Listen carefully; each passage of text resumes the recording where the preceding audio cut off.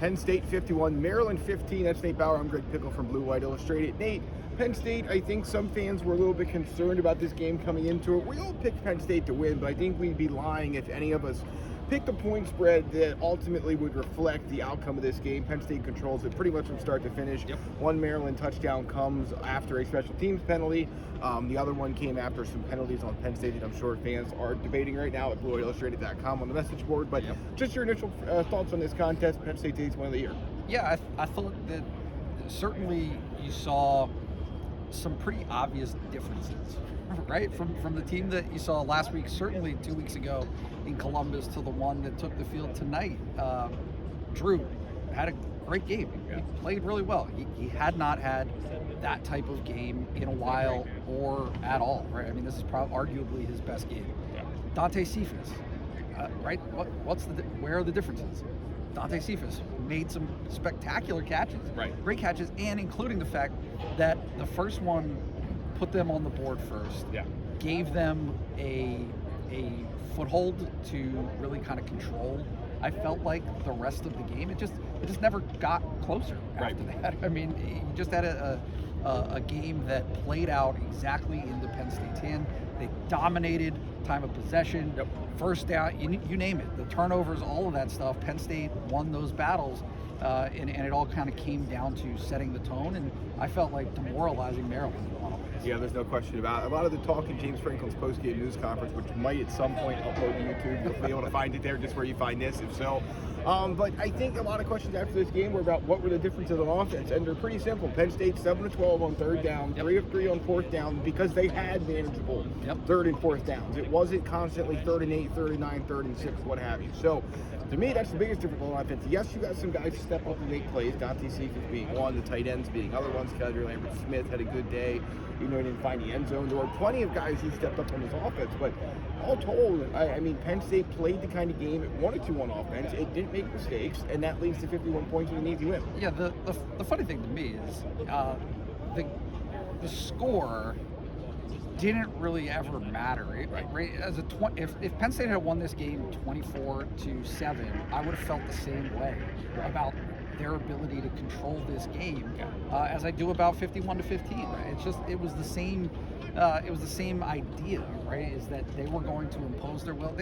Look, this is something that James Franklin has been talking about since the beginning of the season, and it has come into question over the last couple of weeks about identity, right? Everybody's talking about identity. Well, this is that.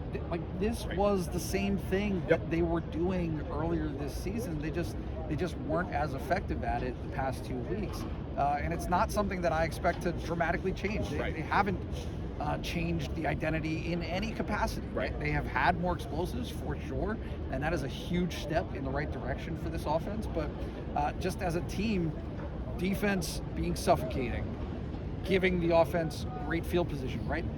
They start that first drive, they're able to cash in because they start with the ball at the 45-yard line, at Maryland's 45-yard line, rather than starting in their own, their own end zone. So I just think that it was such an example of complementary football for Penn State, and one that they believe can win, right? Because that's none of this matters, right? Is what happens next week. That's the only thing that anybody's going to want to talk about, and it has been the only thing that anybody wants to talk about. So can this formula, from what they showed tonight and what they've shown at other points in the season, translate against Michigan? Yes or no?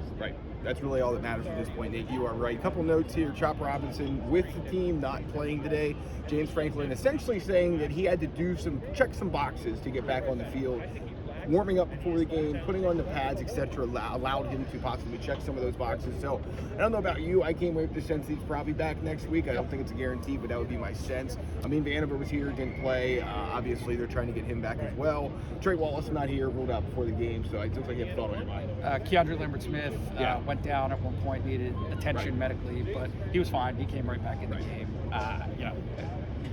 Overall, I would argue that this is a fairly healthy team going into this game next weekend, but certainly the status of Chop Robinson is, it's funny listening to James Franklin talk about it. You play without your most explosive player, and you still have this type of performance defensively. Well, how does that change when you get him back? It's just such a boost to be able to have that guy in the rotation. We'll see what happens. A reminder, Penn State fans, James Franklin's regular weekly news conference moves to Monday, so that means we will have live coverage of that for you at BlueWhiteIllustrated.com and here on YouTube at youtube.com/Blue White Illustrated. Podcast moves to Tuesday. Podcast will stay on Thursday, the obviously live show as well. So stay tuned to all of that. And I guess it's time to go rate. Any final thoughts? No, that's it. This was what Penn State fans were hoping for. I didn't see it coming like this. Right. So in terms of the narrative arc, which I love more than anybody in the world, you've got the final 5 minutes of that game last week against Indiana, parlaying it into something really dominant this week. What does it mean for next week? We'll see. Well, we'll talk to you then. BlueWhiteIllustrated.com. That's Nate Bauer. I'm Greg Pickel. We will see you from Beaver Stadium next week. Yep.